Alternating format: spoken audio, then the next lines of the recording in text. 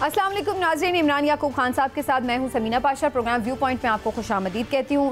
नाज़रीन, अभी तक भी ज़ाहिर है मार्केट में जो ज़्यादा गुफ्तगू जिस बात पे हो रही है वो वही एक मुतनाज़ वीडियो जिसके ऊपर हम देख रहे हैं कि हुकूमत ने ना सिर्फ ये कि इंक्वायरी शुरू कर दी है बल्कि इसके साथ साथ मुख्तलिफ पाकिस्तान तहरीक इंसाफ के लोगों को नोटिस भी जारी हो चुके हैं। बज़ाहिर ऐसा लगता है कि पाकिस्तान तहरीक इंसाफ के अंदर भी दो राय इस वीडियो को लेकर मौजूद हैं और इसलिए बज़ाहिर ऐसा भी लगता है कि जैसे सोशल मीडिया टीम जो पाकिस्तान तहरीक इंसाफ की है और जो इस वक्त हमें PTI का वो ग्रुप जो कि हमें ऑन ग्राउंड नज़र आता है, जो पार्लियामेंट में भी है, जो इस वक्त क़यादत मौजूद है बाहर जेल के अलावा, वो भी ऐसा लगता है कि इनके दरमियान भी एक इसके हवाले से कंसेंसस शायद डेवलप नहीं है और ये एक पेज पर नहीं है। क्या वाकई ऐसा है? और पहली दफ़ा हम ऐसे देखें कि जो PTI की मौजूद क़यादत है वो अपनी सोशल मीडिया टीम से कुछ फासले पर नज़र आ रही है। ऐसा क्यों है और क्या इस सारे मामले ने PTI को कहीं बैकफुट पर कर दिया? इसके ऊपर बात करना बड़ा ज़रूरी है। और फिर आगे PTI की आगे स्ट्रेटजी है क्या? मौलाना साहब अगरचे तकरीबन उन्हीं लाइन्स पर बात कर रहे हैं इन दिनों जो कि पाकिस्तान तहरीक इंसाफ की लाइंस भी हैं, तो फिर इकट्ठे क्यों नहीं चलते? कहाँ पर अब रुकावट है कि अभी तक इनका कोई इत्तेहाद नहीं बन पाया? और इसके साथ साथ ये भी जानना बड़ा ज़रूरी है कि कल एक अहम केस की समाअत होने जा रही है सुप्रीम कोर्ट ऑफ पाकिस्तान में। हतमी तौर पर अभी भी ऐसा लग नहीं रहा है कि PTI किसी नतीजे पर पहुंची है कि काजी फायज़ ईसा साहब पर उनको एतमाद है या नहीं है। एक तरफ तो सियासी बयानिया ज़रूर नज़र आता है कि काजी साहब उनके हवाले से मुतनाज़ फ़ैसले करते हैं, लेकिन दूसरी तरफ लीगली जहाँ पर आप कोर्ट में खड़े होकर अदम एतमाद करते हैं जज पर, वो मामला हमें किसी केस में नज़र नहीं आया। तो क्या इसका मकसद सिर्फ यही है कि काजी साहब पर तनकीद करके अपने सियासी बयानिए को तक़वियत दी जाए? ये और इस समेत बहुत सी आम बातें जिन पर गुफ्तगू होगी और साथ साथ आगे चल के प्रोग्राम में भारत के जो इलेक्शंस है उसके हवाले से भी बात करेंगे। काफ़ी कुछ है जी आज के प्रोग्राम में। आप सबको खुशामदीद, और आज ख़ास तौर पर खुशामदीद कहती हूँ सेनेटर डॉक्टर हुमायूं मेमन साहब को, पाकिस्तान तहरीक इंसाफ के सीनियर रहनुमा, आज हमें प्रोग्राम में ज्वाइन कर रहे हैं। डॉक्टर साहब आपका बहुत बहुत शुक्रिया।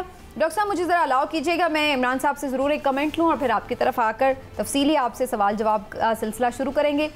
इमरान साहब, आपको लगता है कि बहरहाल सोशल मीडिया जो कि पाकिस्तान तहरीक इंसाफ की बड़ी स्ट्रेंथ समझी जाती है, अब बज़ाहिर ऐसा लग रहा है कि वही पाकिस्तान तहरीक इंसाफ के लिए एक ऐसा लूज बॉल कर गई है कि जिसकी वजह से उसे बैकफुट पर होना पड़ रहा है और अब इस मामले के ऊपर इनके सोशल मीडिया के ऊपर क्रैकडाउन होने जा रहा है। बिस्मिल्लाहिर्रहमानिर्रहीम। समीना, देखिए PTI का मसला समझ लें कि असल मसला क्या है। PTI का असल मसला ये है कि वो इस वक्त उनका कोई, आप ये कह रहे हैं कि एक लीडर नहीं है, उनकी क़यादत नहीं है। बानी चेयरमैन जो हैं उनके जेल में होने की वजह से बाकी जितने भी लोग हैं ये सब, माफ़ कीजिएगा लेकिन ये हकीकत यही है कि इनका वो कैलिबर नहीं है कि ये PTI जैसी मकबूल जमात को, और जिस टेम्पो के साथ PTI सियासत करती है या जिस रफ्तार के साथ जिस मिजाज के साथ चलती है, देखिए ये बुनियादी तौर पे मसलत पसंद लोग ज़्यादा हैं। PTI सियासत करती है बानी चेयरमैन की तर्ज सियासत पे, और या आप ये कह सकते हैं कि जिस तरह शेर अफजल मरवत साहब, यानी वो जो उनका वोटर सपोर्टर है वो बाउंसर पेस है, हाँ जी, वो एग्रेसिव है, वो हाँ और जो मौजूद क़यादत है वो थोड़ी सी स्लो पेस है, मीडियम पेस है। हाँ जी, वो मीडियम पेसर भी नहीं आप कह सकती। आज ये जरा इनका मीडियम पेसर होना एक अलग बात है, लेकिन असल बात ये है कि ये उस बात में भी हैं कि अगला बंदा को गलती करे तो हम कर जाएं, तो उस जब आप देखें एग्रेसिव होके करते हैं तो फिर अगला बंदा जल्दी गलती करता है, लेकिन अगर आप डिफेंसिव हो जाते हैं तो फिर आपके गलती करने के चांसेस बढ़ जाते हैं। तो ये मामला जो हुआ है उस पर आप ये देखें कि ना सिर्फ ये कि PTI खुद, अभी हमने रऊफ हसन साहब का जो क्लिप भी चलाया, तो ना सिर्फ ये कि PTI के अपने अंदर भी इस पर इख्तलाफ है और लोग, उनके अपने लोग भी इस पे इतराज़ कर रहे हैं कि ये बात नहीं होनी चाहिए थी। और उसके बाद जिस तरह से आपने पहले शुरू में तो 2-3 दिन देखा कि बिल्कुल ही उखला गए थे एकदम के, कहना क्या है। इसलिए ये जो चीज़ है ये उनको नुकसान। ठीक है, चलिए आ जाए ज़रा डॉक्टर साहब के साथ सेशन हो जाए, ज़रा हमारा एक बॉलिंग का ज़रा तेज़ तरह किस्म की बॉलिंग होगी। डॉक्टर साहब, आपकी ज़ाती राय में क्या वाकई जो वीडियो के आखिरी 14-15 सेकंड्स हैं, जैसे रऊफ हसन साहब भी कह रहे थे, वो नहीं होने चाहिए थे, काबिल एतराज़ हैं? आपको लगता है कि वाकई ओवरडू हो गया है इस वीडियो में? बिस्मिल्लाहिर्रहमानिर्रहीम, इय्याका नअबुदु व इय्याका नस्तईन। देखिए, मैं आपको एक बात बताता हूँ। हम इस वक्त जो बात कर रहे हैं वो हम बेसिकली एक क्या कह सकते हैं, एनालॉजी कर रहे हैं बिटवीन आज के टाइम पे और 1971 के टाइम पे। उसमें मुशाबत बता रहे हैं कि क्या हुआ है। अच्छा, उसमें जो सबसे बड़ी चीज़ है जिसको आपने सामने रख के बात की है वो ये है कि इसमें ये याद रखिए, आर्मी एज ए इंस्टीट्यूशन की बात नहीं हो रही। और हमूद रहमान कमीशन में भी अगर देखें तो उसमें आर्मी को बहुत जगहों पे सराहा है एज एन इंस्टीट्यूशन कि जहां उन्होंने बड़ी अच्छे तरीके से। अब उसमें जो मेनली जिस चीज़ के ऊपर हाईलाइट किया गया है वो हाईलाइट किया गया है on the one person decision making. अच्छा, ये याद रखें, आर्मी में इट्स नॉट डेमोक्रेटिक सिस्टम के जहाँ पे वो लोग सबसे कंसेंसस लेके बात करेंगे। वहाँ पे आप लोग देखते हैं कि जो इन कमांड होता है उसकी तबीयत क्या है और उस लिहाज पे हर एक आदमी सर हिला देता है। होना भी ऐसा चाहिए, क्योंकि वहाँ से जब कमांड से आवाज़ आती है कि fire, then everybody will have to fire without thinking for a second.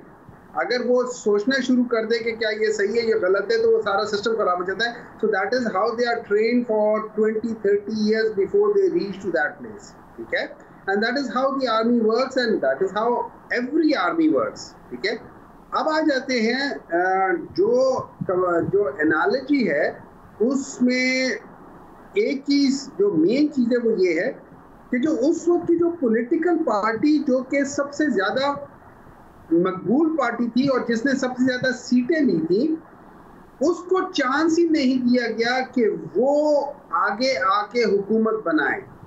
उससे पहले जो असेंबली को बुलाया ही नहीं गया था, क्योंकि अगर वो असेंबली को बुलाते तो वो है, बल्कि मेरे ख्याल में वो अमीनुद्दीन या कौन है उनको प्राइम मिनिस्टर बना दिया गया था, जस्ट इन केस के इनके दरमियान में कोई पैचअप करे। तो सब आपकी सारी बात ठीक है, मेरा सवाल आपने शायद इस बात में सिर्फ 1 मिनट मुझे दीजिएगा।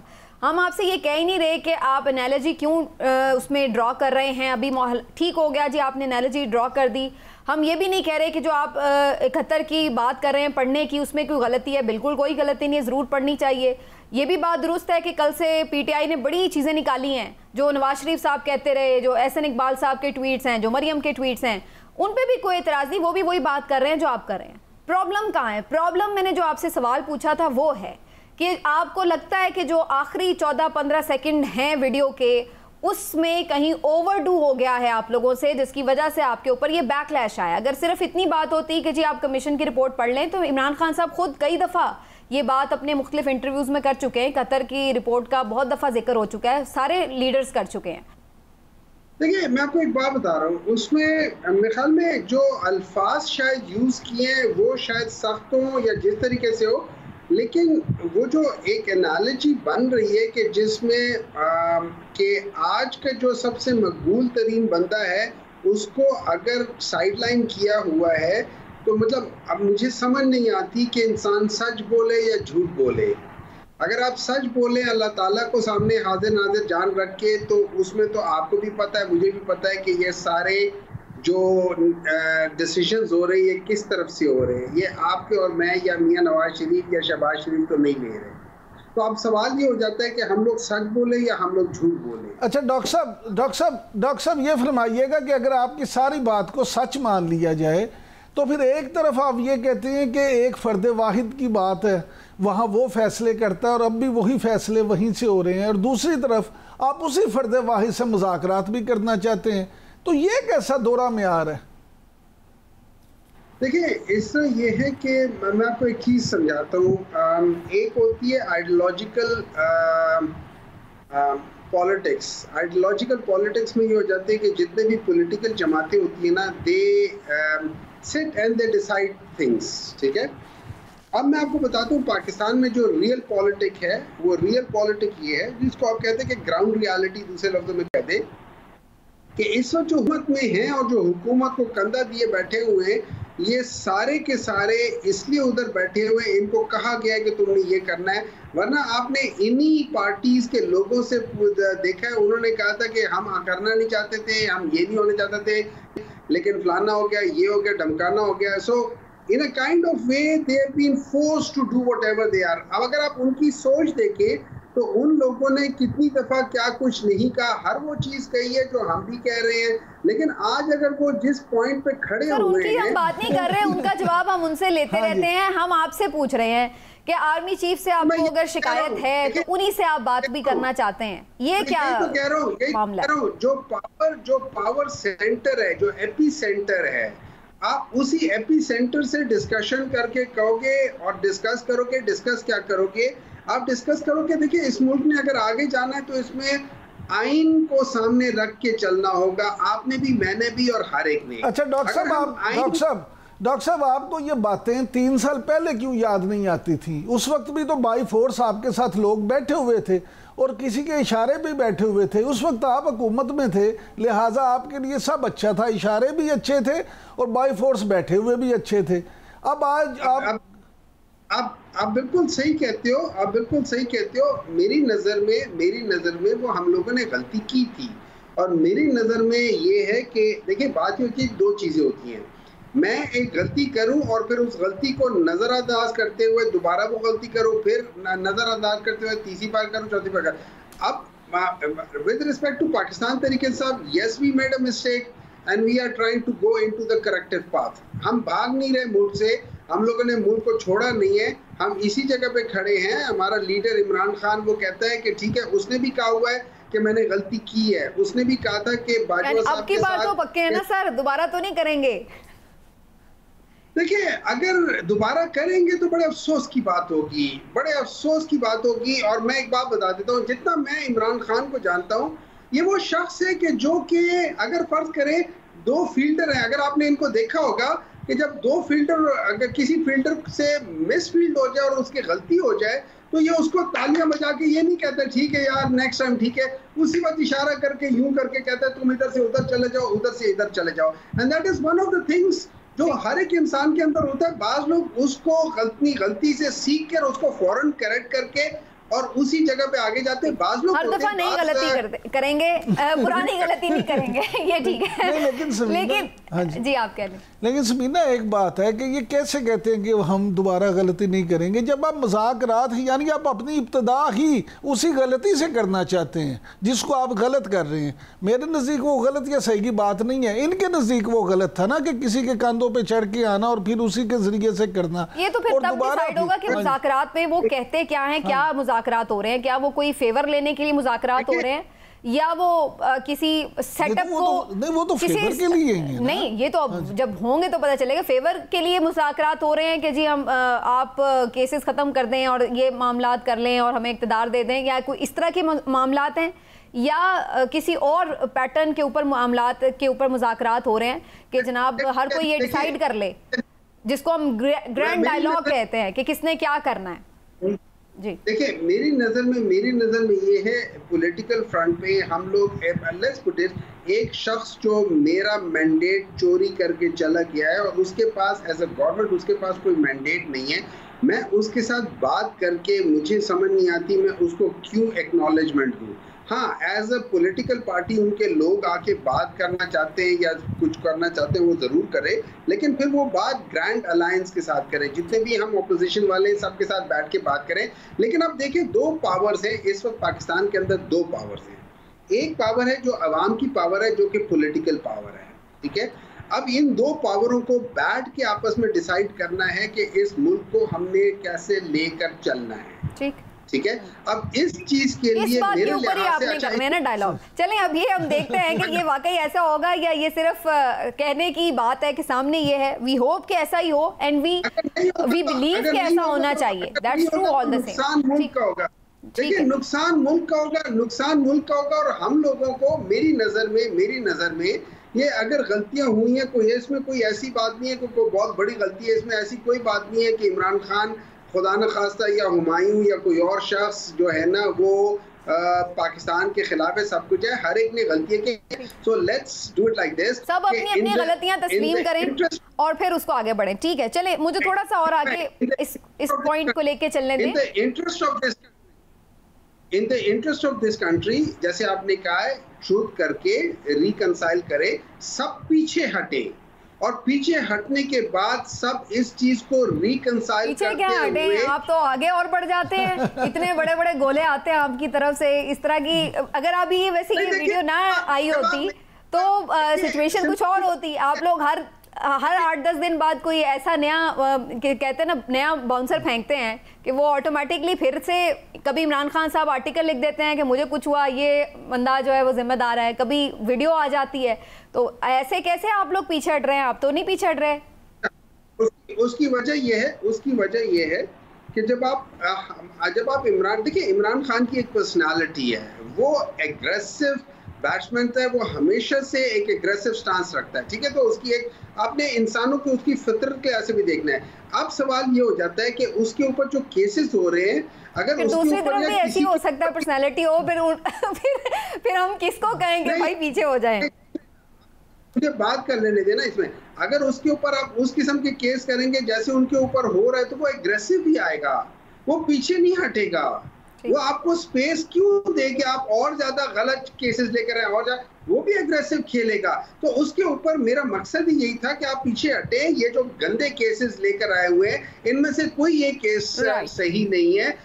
तो साइफर केस ठीक है ना, 190 मिलियन पाउंड का ठीक है ना, इद्दत का ठीक है ना, तोशाखाना का ठीक है। आप एक और तोशाखाना लेकर आ रहे हैं। आपने बेसिकली ये करना है, उस बंदे को बंद करके रखना है। तो जब उस बंदे को बंद करके रखना है, तो उसने तो एग्रेसिव होके आगे से अटैक करने की फिर रिटेलिएट करेंगे। ठीक है डॉक्टर साहब, आपका पॉइंट आ गया। मुझे एक ब्रेक ले लेने दें प्लीज। आप ब्रेक से वापस आते हैं तो और भी बड़ी चीजें हैं। एक तरफ हम ये देख रहे हैं कि एस्टैब्लिशमेंट से महाजर आई है, और दूसरी तरफ काजी साहब, चीफ जस्टिस साहब के हवाले से भी पीटीआई जो है वो तनकीद करती हमें नज़र आती है। क्या आगे अहम केसेस भी उनके हाथ में हैं, तो किस तरह से मामला चलेगा? मौलाना के साथ क्या उनकी आगे कोई आपस में इत्तेहाद हो सकता है या नहीं? ये बहुत सारे अहम सवाल जिन पर बात होगी। ब्रेक के बाद हमारे साथ रहिएगा।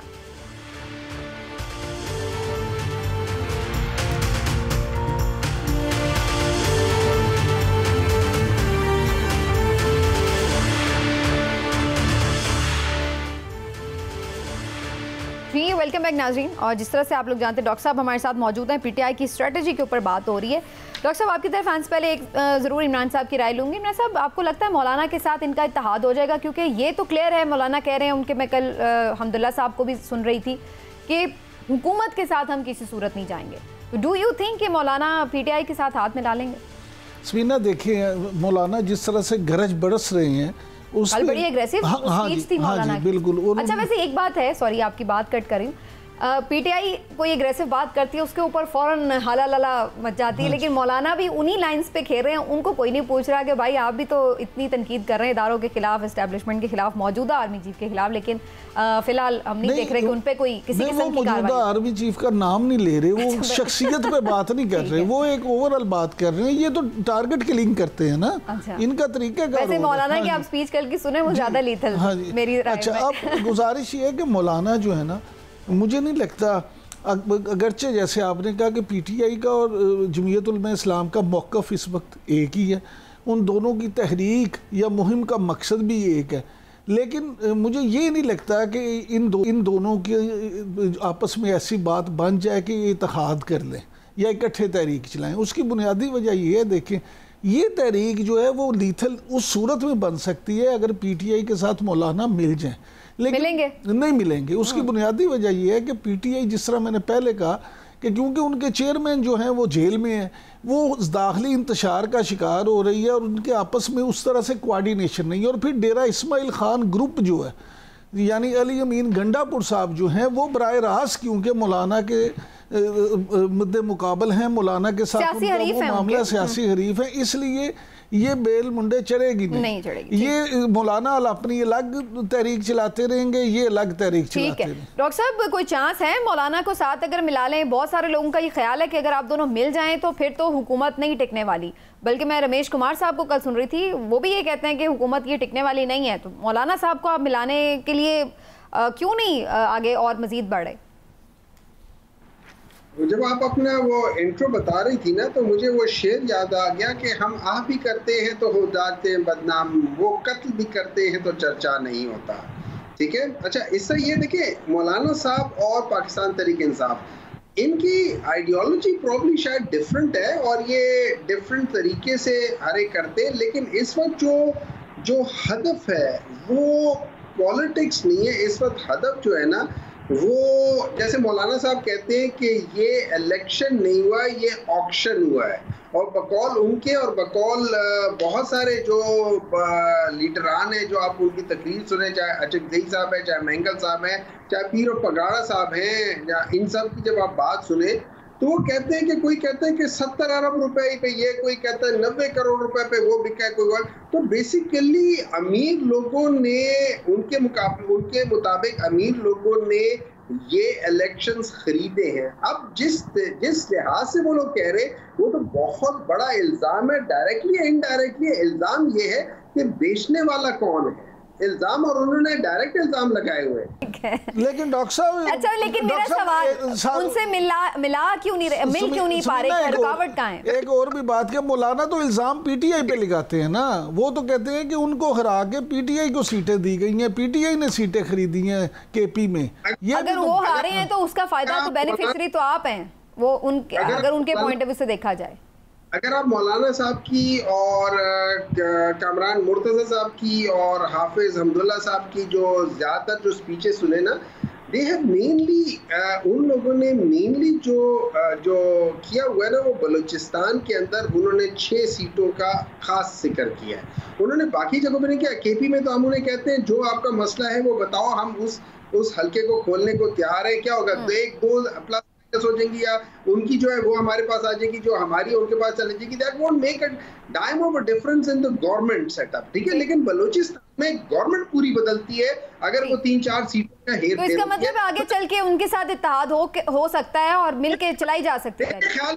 मेरे ख्याल में अगर मौलाना साहब इसको अपॉर्चुनिटी ले ले, देखिए एक बहुत बड़ा मौलाना साहब के हाथ में एक बहुत बड़ी अपॉर्चुनिटी आई है कि अगर वो इसको लेकर और किसी तरीके से पीटीआई को अपने साथ लगा के वो कर ले, और अगर उन्होंने ये हदफ पूरा कर लिया while leading this thing, क्योंकि इस वक्त जो उनके लेवल की जो लीडरशिप है ना, जो टॉप की लीडरशिप है, हमारे तो अली अमीन ठीक है बहुत वजह, लेकिन वो उस जो टॉप की लीडरशिप में नहीं आता, वो सेकंड टीयर का आता है। तो अगर मौलाना साहब लेके कर जाते हैं तो मैं समझता हूँ मौलाना साहब इतने बड़े अपने लिए वो चीज बना राइट कि उनका कद बहुत ज्यादा बड़ा हो जाएगा। अच्छा, और मे भी बहुत सारे पीटीआई वाले उनको जिस तरीके से उनके साथ है वो सारी चीजें खत्म हो सकती हैं। तो मौलाना has got an opportunity to ride on this wave. ठीक है, अच्छा ये बताइएगा, बिल्कुल थोड़ा सा टाइम है, मैं ज़रूर आपसे इस पे मौक़िफ़ लेना चाह रही हूँ। कल बड़े अहम केस की समाअत है जी, मखसूस नशिस्तों की। काजी साहब के बारे में आप लोगों ने फैसला कर लिया है या नहीं किया? क्योंकि आप लोग मीडिया में आके कहते हैं आपको एतमाद नहीं है, लेकिन कोर्ट में खड़े होकर आप कोई ऑब्जेक्शन नहीं करते हैं, आपके लॉयर्स, और बाहर आप नैरेटिव बनाते हैं उनके अगेंस्ट। तो कल आप लोग काजी साहब के ऊपर एतराज़ करने जा रहे हैं या नहीं? नहीं करेंगे। अच्छा, अब मैं इसमें मेरी राय है कि 2 किस्म के, एक है जो लेट्स से जो पॉलिटिकली मोटिवेटेड जो लॉयर्स हैं, उनका एक पॉइंट ऑफ व्यू है, जो बहुत ज्यादा या इंडिपेंडेंट और प्रोफेशनल लॉयर्स हैं, मींस के you know they do not want to stare the things a lot. आप मुझसे पूछे, मुझे इसलिए एतराज होगा उनके ऊपर चीफ जस्टिस साहब के पास। नंबर 1, उन्होंने वो डिसीजन जो लिया था वो उनकी, ये सब कुछ जो हुआ है ना, जो सीटें हटी है, ये उनके वो बल्ले के डिसीजन की वजह से हुआ था। अच्छा, अब बल्ले के डिसीजन को जिस तरीके से उन्होंने डिफेंड किया है, ये ब्रिटिश हाई कमीशन की खत में लिखते हुए जैसे उसको डिफेंड किया है। सारा कुछ हमें ही बताना है या काजी साहब को भी बताना है आप लोगों ने? मेरा सवाल ये है, मुझे पता है आप लोगों के जो एतराजात है, मैं सवाल ये करूं कि कल आप लोग लीगली उनके ऊपर क्वेश्चन कर रहे हैं बैठने पर या नहीं कर रहे? एतमाद करेंगे, कोई एप्लीकेशन मूव करेंगे? क्योंकि कल तक जो रऊफ हसन साहब का मौक़िफ़ था ये था कि लीगल टीम डिसाइड करेगी, Have you decided now या नहीं? मैं ये पूछ, देखिए, I'm not in the legal team, लेकिन अगर मैं मुझसे पूछे, I'll put my weight on this thing कि हम उनके ऊपर अदम एतमाद करें। अच्छा, करें, आप कह रहे हैं, ठीक। मैं ये चाहूंगा कि करें। मैं ये आप अपनी चॉइस, अपनी जाती राय दे रहे हैं, ठीक है। लीगल टीम का हेड हूं मैं, उनके ऊपर अदम एतमाद, देखिए ये कोई बुरी बात नहीं है, इसका कोई नेगेटिव मकसद नहीं है।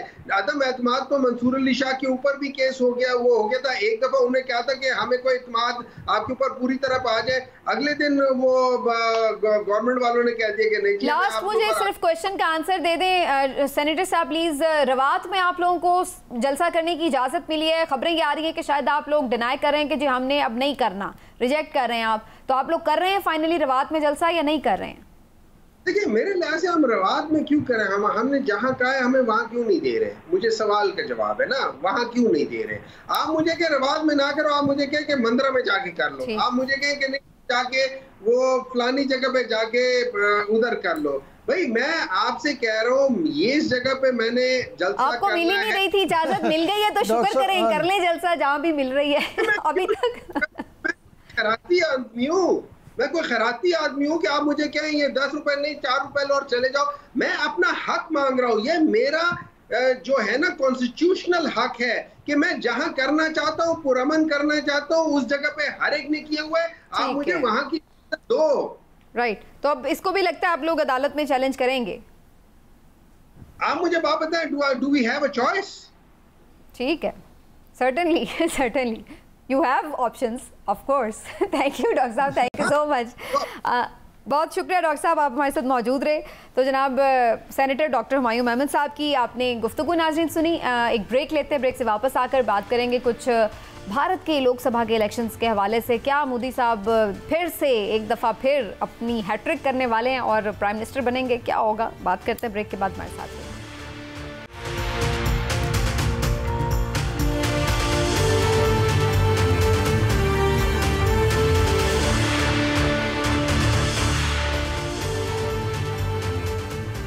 जी वेलकम बैक नाजरीन, और प्रोग्राम के इस हिस्से में ख़ास तौर पर बात करेंगे हम कुछ इंडिया के इलेक्शंस के हवाले से, और आगे चलकर ज़ाहिर है जो इस वक्त गज़ा की सूरत हाल है इसके ऊपर भी बात करना बड़ा ज़रूरी है। इंडिया के इलेक्शंस की बात करें तो जनाब वोटिंग मुकम्मल हो चुकी है और नताइज का ऐलान 4 जून को होगा, और अभी तक जो मुख्तलिफ पोल्स हैं वो ये निशानदही कर रहे हैं कि हुक्मरान इत्तेहाद जो है वो फिर से कामयाब हो सकता है। तो नरेंद्र मोदी बज़ाहिर ऐसा लगता है कि तीसरी मरतबा भारत के वज़ीर आज़म मुंतखब हो जाएंगे। क्या उनकी इस इंतखाब से फ़र्क पड़ेगा पॉलिसीज़ पर? इंडिया के लिए कैसा है और फिर ख़ित्ते के लिए क्या सूरत हाल है? पाकिस्तान पर क्या इसके असरात मुरतब होंगे? इसके ऊपर बात करना बड़ा ज़रूरी है। फॉरेन अफेयर्स के एक्सपर्ट डॉक्टर कमर चीमा साहब इस सेगमेंट में हमें खुसूसी तौर पर ज्वाइन करें। डॉक्टर साहब बहुत बहुत शुक्रिया आपका।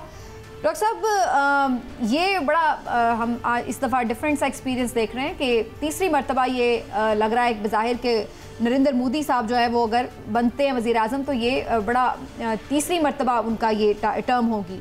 हाउ डू यू सी, जिस तरह से इलेक्शंस हुए हैं, जिस माहौल में हुए हैं, ये इलेक्शंस काबिल कबूल होंगे पहले तो इंडियन अवाम के लिए, या इस पर क्वेश्चंस रहेंगे? क्योंकि बहुत हमने देखा है कि ये शिकायत रही हैं अपोजिशन की तरफ से उनकी कि बहुत सप्रेस किया गया, उस तरह से फ्री एंड फेयर माहौल नहीं दिया गया।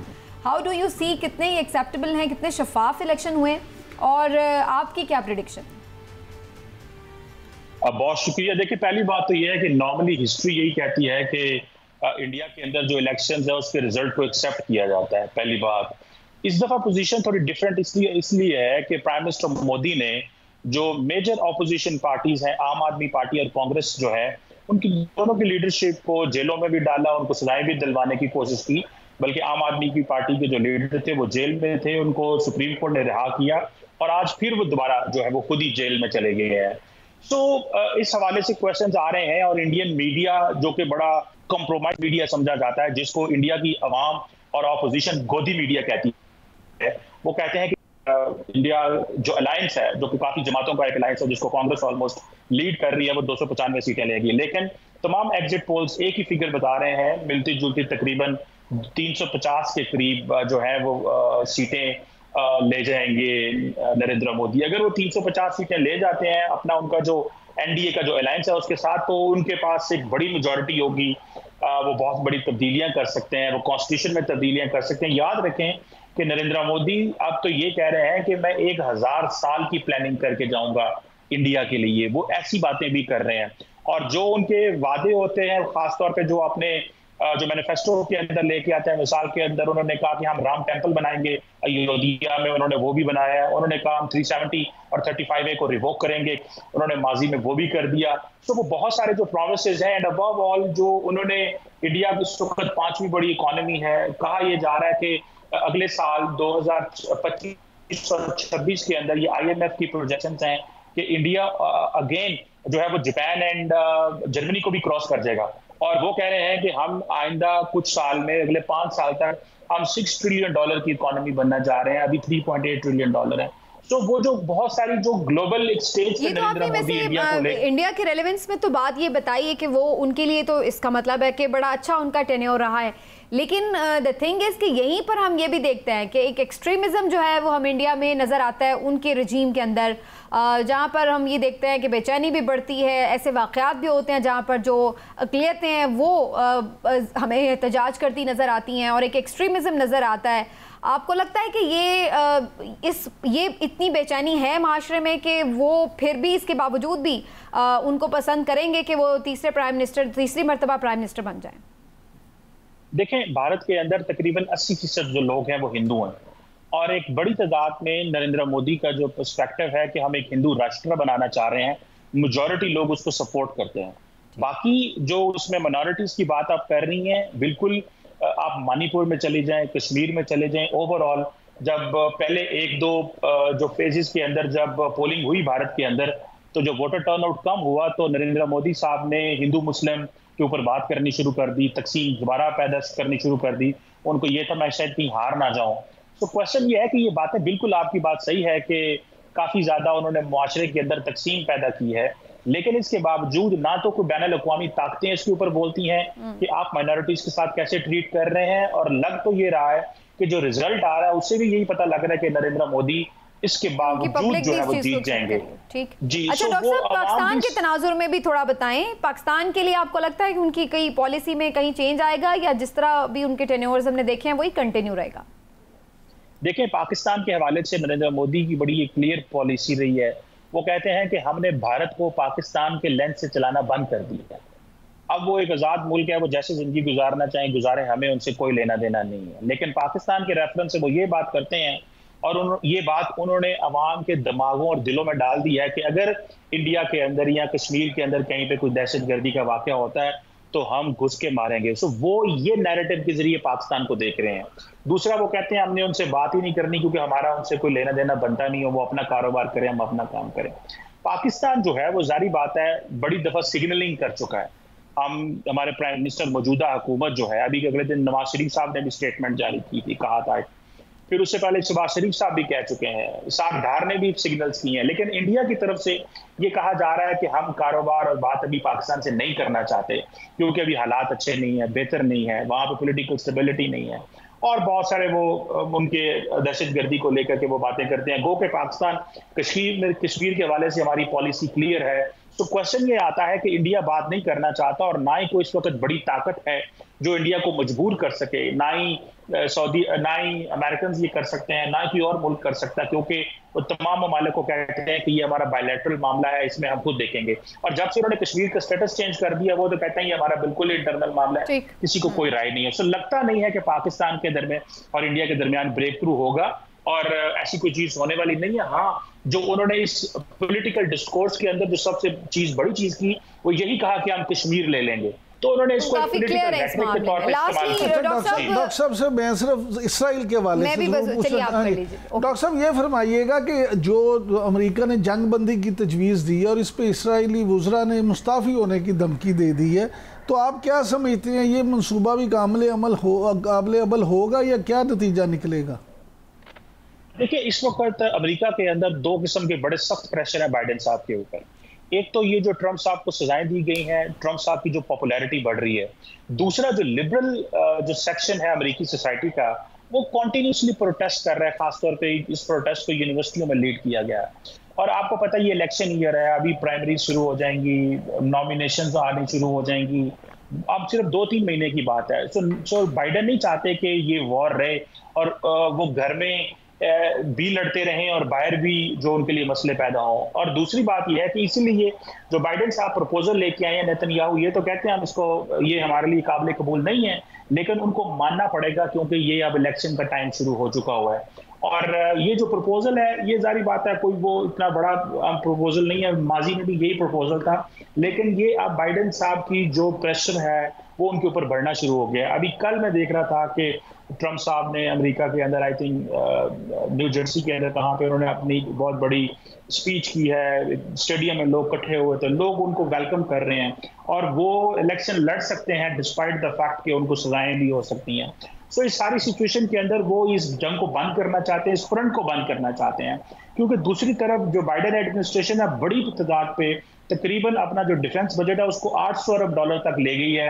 एक तरफ यूक्रेन में पैसा लगा रहे हैं, वो गजा में पैसा लगा रहे हैं, और वो साउथ चाइना सी के अंदर चाइना को काउंटर करने के लिए भी पैसा लगा रहे हैं। तो यहाँ पे इसलिए प्रेशर बढ़ता जा रहा है बाइडेन एडमिनिस्ट्रेशन के ऊपर कि इन मामलात को कंट्रोल करें, इसके ऊपर सीज़फायर होना चाहिए ताकि हम सिचुएशंस बन रही हैं कि उसकी वजह से उन्हें ये पॉलिसी लानी पड़ेगी। ठीक हो गया डॉक्टर कमर चीमा साहब, बहुत बहुत शुक्रिया sir, thank you so much for your time. बड़ी ज़बरदस्त गुफ्तगू डॉक्टर साहब की आपने नाज़रीन सुनी। प्रोग्राम का वक्त भी खत्म हो गया। आपसे आज के प्रोग्राम से इजाज़त चाहते हैं, इंशाल्लाह फिर आपसे मुलाकात होगी। अपना ख्याल रखिए, अल्लाह हाफ़िज़।